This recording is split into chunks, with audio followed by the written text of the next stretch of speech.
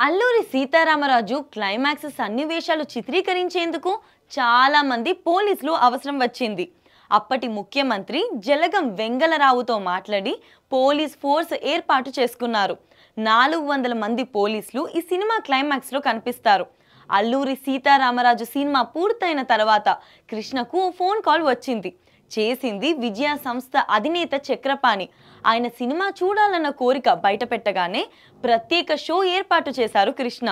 Cinema మొత్తం చూసిన తర్వాత ప్రస్తుతం నువ్వు ఎన్ని సినిమాలు కమిట్ అయ్యావు అని కృష్ణని అడిగారు. 10 వరకు ఉంటాయని కృష్ణ సమాధానం. ఈ పాత్రలో నిన్ను చూసిన జనం 2 ఏళ్ల వరకు మరో పాత్రలో నిన్ను ఆమోదించరు అని అన్నారట చక్రపాణి.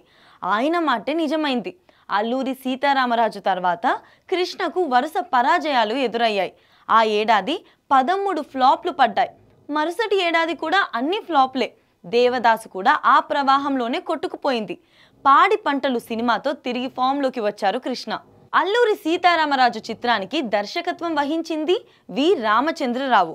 రామచంద్రరావు తన కెరీర్లో 17 చిత్రాలు చేస్తే అందులో 11 చిత్రాలు కృష్ణనే హీరో. రామచంద్రరావు డైరెక్ట్ చేసిన తొలి చిత్రం అసాధ్యుడులో హీరో కూడా కృష్ణే.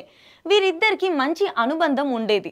అయితే అల్లూరి సీతారామరాజు చిత్ర షూటింగ్ జరుగుతుండగానే 1974 ఫెబ్ 14న రాయవేలు ఆసుపత్రిలో గుండెపోటుతో మరణించారు. అప్పుడు రామచంద్రరావు వయసు 47 ఇయర్స్. దాంతో అల్లూరి సీతారామరాజు దర్శకత్వ బాధ్యతల్ని హీరో కృష్ణే తీసుకున్నారు. యాక్షన్ సీన్స్ ని మాత్రం KSR దాస్ డైరెక్ట్ చేశారు. అయితే తెర మీద మాత్రం దర్శకుడిగా వి రామచంద్రరావు పేరునే వేశారు Krishna. That is super star Krishna.